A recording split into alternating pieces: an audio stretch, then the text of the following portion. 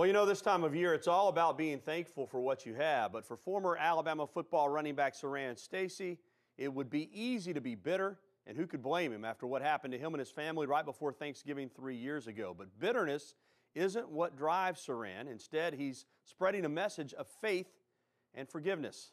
WVUA and Crimson Tide Kickoff sports correspondent Alex Cordry has the touching story. Stacy. Two-time All-SEC Alabama running back Saran Stacy was honored by Catalyst Community Church, not for his triumphs on the football field, but for his religious faith after a horrific accident that no person could ever imagine. We were all gathered at my mother's house in Geneva, Alabama, preparing for Thanksgiving. And I went to pick my children up in Hartford, Lucretia and Sydney, and we were on our way home. On November 19, 2007, only a mile from the Stacy family house, drunk driver Adam Wayman, traveling 90 miles per hour, T-boned Stacy's car and killed his wife Ellen, daughters Lakeisha, Sydney, Ellie, and son Bronson. His 3-year-old daughter Shelly was airlifted to Birmingham's Children's Hospital, and Stacy was in a coma for 10 days. We were all close with one another, and you know, I don't have the words to really explain my family, except, you know, Proverbs 10:7 says, the memories of the just are blessed. Struggling with anger and depression, through his belief in God, Stacy found the strength to live and now shares his story while citing scriptures to groups around the country, inspiring ways to cope with loss and difficult times. Stacy believes he and his daughter Shelly are alive now because of the power of prayer. I stand here as a living testimony of the power of your prayers, and so thank you. I thank you for my daughter Shelly, I thank you for my family, and I thank you for my life. Delivering his powerful and emotional messages, Stacy hopes that people remember there is so much life to live and the best is always still to come. Reporting in Tuscaloosa for WVUA Sports, I'm Alex Cordry. Touching story. Certainly, Saran Stacy represents the best of the human spirit and moving forward and showing that you can overcome tragedy. An example to all of us. Well, coming up on the bottom of the hour now, this is the Iron Bowl edition of Crimson Tide Kickoff presented by AT&T and Alpha Insurance. Kickoff slated for about 1:30 today. Alabama anywhere from about a 3.5 to 5 point favorite, wherever the line is at that particular hour. And some Iron Bowl facts. Alabama leads the all-time series 40-33. There's only been one tie. Now remember, these two teams didn't play for 40 years, from 1908 to 1948. The game has been played in 4 cities in the state: Auburn, Birmingham, Montgomery, and Tuscaloosa. The first time the Iron Bowl was televised nationally, 1964. The Tide won that one 21-14. It's obviously a series rich in tradition and bragging rights. And, you know, we want to check in with our weather for the 75th Iron Bowl in just a moment, talk to Richard Scott. But first, Gary, some of our viewers have recently contacted us, told us about someone that's actually looking to take over Richard's job. Yeah, this young man can get it done, no doubt about it. He's very, very talented. Mark and Sarah Berry say their son Aiden is aspiring as a meteorologist, and they even sent in his demo tape to prove it. And we thought we would let you see it because this young man's got some talent. Absolutely. Take a look at this guy. It's the big win, boys and girls. Alabama versus Auburn. It's gonna be cold and it might get wet.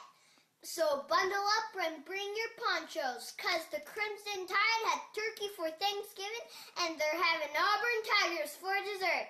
Roll Tide, roll! That's some energy right there. Yeah, I mean, I don't know what else to say. I mean, pretty much said it all. It's going to be a tough act for Richard Scott to follow. I tell you what, Richard, can you top that? Hey, I don't know, guys. I tell you what, I might have a little bit of competition down the road there. Now, the good news is, if you have plans to Iron Bowl, the heavy rain is heading out of here. But we still have a little bit of mist around, that light drizzle, that kind of pesky light rain still around, especially from Tuscaloosa Point south. The heavy stuff is out of here now. In fact, south and east of Clanton and Centerville, moving on towards the south and east. But the big thing you're going to notice today is the colder temperatures. Right now we have 48 in Tuscaloosa, but look just northwest of us. We have 30s, 35 for Tupelo, Mississippi, 39 in Greenwood, near freezing in Memphis. These cold temperatures continue to move on towards the south and east. Cold front already to our south and east now, but you notice the rain and some light drizzle still showing up back to our south and west. And in fact, this little patch of rain towards western Louisiana It could be due in here towards the lunchtime hour, but after that we should begin to finally dry out just in time for kickoff this afternoon. A few showers are possible. Again, that light stuff. But notice temperatures going the wrong way today. By noon, around 46 degrees, 45 this afternoon at 1:30 kickoff. Of course, we'll have the kickoff forecast, which includes the entire game, and we'll talk about the rain chances. That's a little bit later in the show. John and Gary. All right, Richard, thank you very much. Well, while the Iron Bowl is the big story for Tuscaloosa today, we can't forget it's also Black Friday for retailers. Last year, the Iron Bowl was in Auburn. Merchants there reported low retail numbers. So what can Tuscaloosa do to be financially successful this weekend? WVUA's Claire Stewart introduces us to an idea called Crimson Friday, Black Saturday.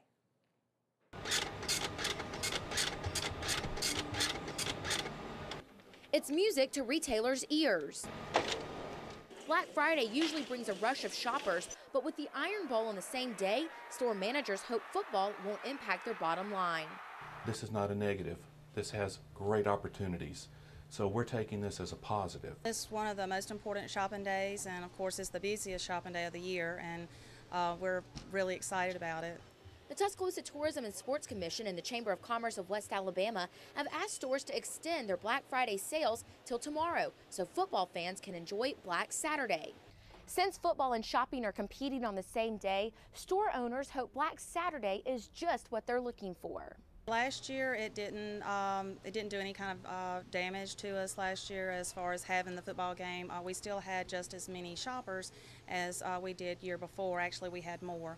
Since retailers think Black Saturday is a good idea, will out-of-town football fans take advantage of tomorrow's sales and spend the night in Tuscaloosa? They were smart, they would. They smart, they would. Stay in town and get a little ride around, check out Midtown and University Mall. Oh yeah, they're going to be here before daylight, waiting to get in, ready to bust the doors open. We'll still keep the sales going as long as supplies last, and if we have to stay later, we'll stay later. In Tuscaloosa, Claire Stewart, WVUA News.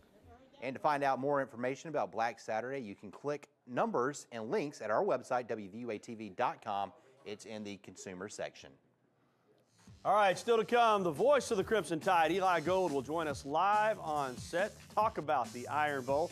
But up next on Crimson Tide Kickoff, it's our SEC Roundup. We'll tell you who you need to cheer for in the Arkansas-LSU game and how the outcome might propel possibly the Tide into a BCS bowl game. But as we go to break on this Thanksgiving weekend, Nick Saban tells us what he's thankful for. From a personal standpoint, I think you're always thankful for the relationships that you have with other people, family probably being the most important part of that. I've been blessed with, two wonderful children and a great wife, and,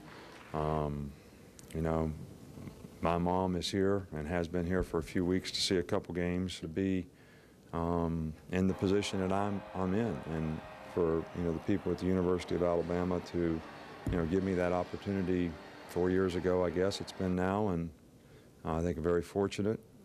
But there's so many things to be thankful for, health, well-being. We all have lots to be thankful for, and sometimes we don't think of those things, we think of the things we don't have.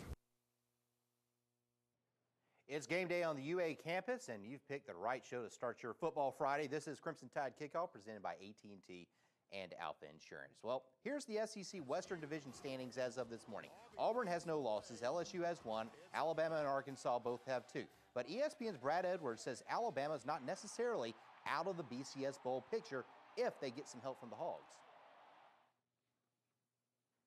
If Arkansas has beaten LSU and you've got a bunch of 2-loss teams out of the SEC that are possibilities, I think that maybe the Orange Bowl would look at it and see, Alabama as more attractive than, a 2-loss LSU, which has just lost its last game, or even a 2-loss Arkansas, because Alabama probably has a little bit bigger of a fan following and certainly a higher national profile than Arkansas does.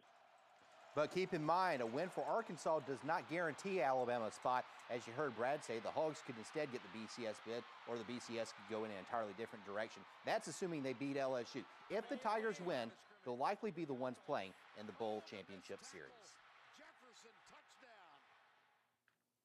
I don't want to sit up here and try to, say that we don't know what's at stake. We have to do a good job of understanding that we're a mature football team. Let's prepare. Let's practice. Let's worry about the game we play. And that's the only thing that really matters. I go to work with guys that had a smile on their face all the time, and I go to work with guys that fight like hell for victory. And so as we get to the back end of the season, we have a lot to play for, and that's a wonderful thing. Well, in addition to the Iron Bowl, there are a number of other rivalries. After all, it's rivalry weekend. You've got Clemson in South Carolina, Florida, and Florida State, and then there is the Egg Bowl. Last year, Mississippi State pulled the upset and beat Ole Miss handily. Bulldogs head coach Dan Mullen remembers the added motivation that his team had in that game, and he's not hesitant to use it to throw back in the Rebels' faces this year. You know, I remember, I think before the week I was reading in the newspaper that there was a report that that was not the case, that it was another program was on the rise in the state. Obviously, since that game to now, we are the program that's on the rise, and we plan to keep it that way. Like I told you last Monday up here, I feel good about what we have going. I feel good about the future. I'm excited about our program, and I think good things are coming. I really believe that. And there is a look at the entire SEC schedule for this weekend. We talked about rivalries, another big one in the state of Georgia and Georgia Tech. Now let's go over to Richard Scott for the latest on the weather. Hey, Gary, you know, if our game would have been tomorrow, it would have been perfect. Let's show you some SEC games happening tomorrow in great conditions happening. LSU at Arkansas. Kickoff time 2:30 there. Lots of sunshine. Temperatures in the 50s, falling into 40s to end the game. And also MSU at Ole Miss happening in Oxford. We're talking temperatures in the 50s, falling into the 40s late in the game. Clear skies in place. No rain to talk about really anywhere across SEC. And Kentucky at Tennessee. 11:21 kickoff in the morning there. Temperatures pretty cold over in Knoxville, talking temperatures in the 40s. We'll talk about our game, which includes some showers a little bit later on in the show. John and Gary. All right, Richard, coming up, you've heard him on the radio. Now you're going to see him on television. The voice of the Crimson Tide, Eli Gold, joins us live to talk about today's game. You're watching Crimson Tide Kickoff.